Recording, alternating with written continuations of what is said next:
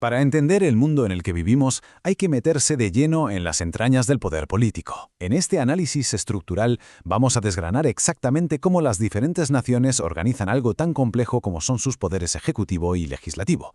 Así que, si alguna vez ha habido dudas sobre quién tiene realmente el mando y toma las decisiones de peso, esta comparación directa nos lo va a dejar meridianamente claro. Y esta es nuestra hoja de ruta para hoy. Arrancaremos con la estructura del Ejecutivo, para luego hacer un viaje por tres modelos clave: el sistema parlamentario inglés, el sistema presidencial de Estados Unidos y el modelo semipresidencial francés. Y por último, como no, hablaremos del equilibrio de poder. Empezamos por el principio. 1. Estructura del Ejecutivo, la base del poder. Vale, la clave de todo esto, el auténtico meollo del asunto, radica en una división que es fundamental. Tenemos al jefe de Estado por un lado y al jefe de gobierno por el otro. Fijaos, aunque en el día a día usemos la palabra gobierno para englobarlo todo, la cima del poder casi siempre está partida en dos. El jefe de Estado representa la identidad histórica, la continuidad, la imagen de la nación.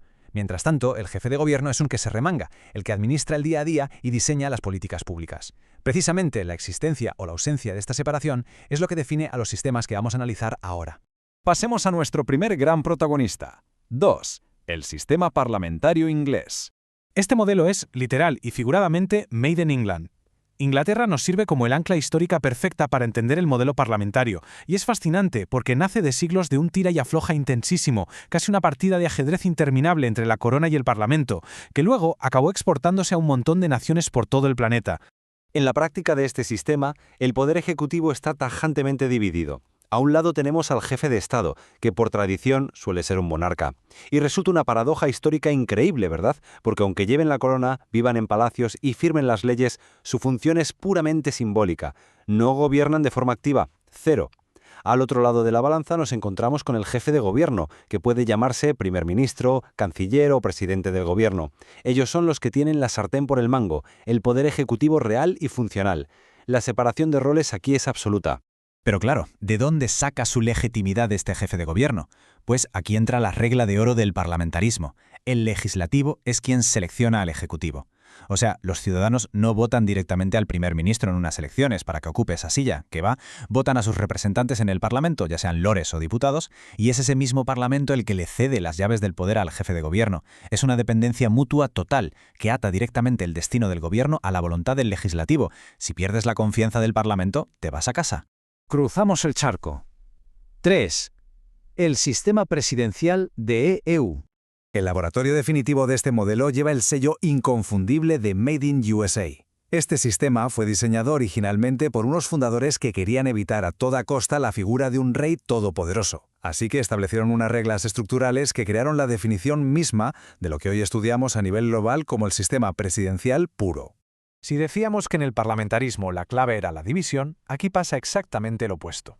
El jefe de Estado y el jefe de gobierno se unen en una sola figura, el presidente.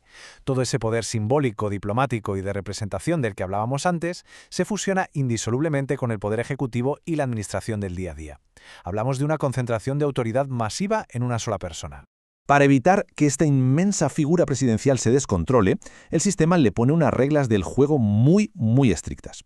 Primero, su legitimidad viene de la elección popular directa. El presidente no depende para nada de la confianza del Parlamento. Segundo, existe un Congreso que actúa como un poder legislativo, pero completamente separado por un muro de contención enorme. Hay separación de poderes real. Además, la Constitución marca límites de mandato súper estrictos, es decir, el poder tiene una fecha de caducidad inamovible. Y aunque el presidente tiene autoridad directa para nombrar a sus ministros, todo el andamiaje del Estado está diseñado a propósito para que los poderes compitan, choquen y, sobre todo, se limiten entre sí. Volvemos a Europa para ver algo totalmente distinto. 4. El modelo semipresidencial francés. La cuna indiscutible de este sistema híbrido es Francia. Este modelo Made in France rompe por completo las categorías rígidas que acabamos de ver. Lo que hace es combinar elementos dispares de ambos mundos para crear una arquitectura política totalmente nueva y, sobre todo, altamente pragmática.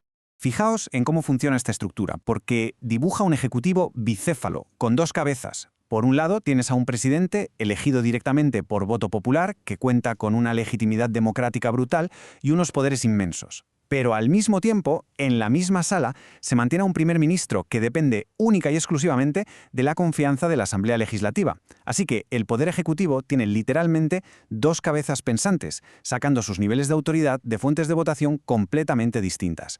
Es un rompecabezas fascinante. ¿Y qué provoca esto? Pues el resultado inevitable es que los sistemas semipresidenciales están oscilando constantemente entre el parlamentarismo y el presidencialismo. Me explico.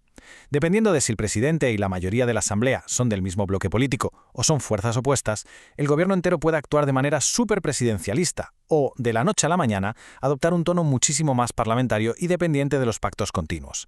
Es diseño político en estado puro, orientado a la flexibilidad y la adaptación.